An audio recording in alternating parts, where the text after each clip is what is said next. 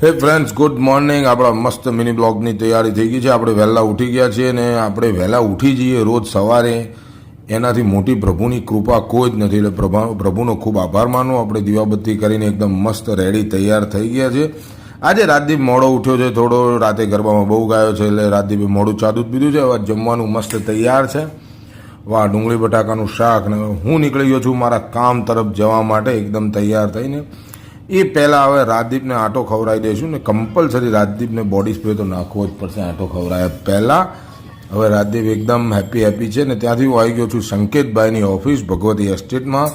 મારે એને સંકેતભાઈને થોડું કામ છે તો અમે ત્યાંથી નીકળી ગયા છીએ ગાંધીનગર તરફ. આ છે સંકેતભાઈ, આપણા દસ્તાવેજ એમનું કામ છે. ત્યાંથી કામ પતાવીને અમે રિટર્ન સંકેતભાઈની ઓફિસે આવી ગયા છે. ત્યાં સંકેતભાઈએ મસ્ત મજાના ઘૂઘરા મંગાવેલા છે. એટલે ઘૂઘરા એકદમ ટેસ્ટી લાગે છે, ચટણી બટણી નાખીને સેવ બેવ નાખી છે. સંકેતભાઈ કોઈ સારી જગ્યાએથી ફેમસમાંથી લાવ્યા છે. સરસ મજાના ઘૂઘરા અમે ખાઈ લીધા છે ને હવે આજે લગભગ રાતે જમવાનું નહીં થાય, ઘૂઘરા વધુ ખવડાઈ ગયા છે. હું નીકળી ગયો હવે ત્યાંથી મારા ઘર તરફ જવા માટે. ફાઇનલી આજના દિવસનું કામ પૂરું થઈ ગયું છે અને હવે પ્રથમ તો આપણે ઘરે આવીને પહેલો રાજદીપને શોધવો પડશે. રાજદીપ મળી ગયો છે, દોડશે. રાજદીપને ઘર મોટું છે એટલે દોડવામાં બહુ મજા આવે છે ને આજનો દિવસ પૂરો થાય છે. જય શ્રી કૃષ્ણ.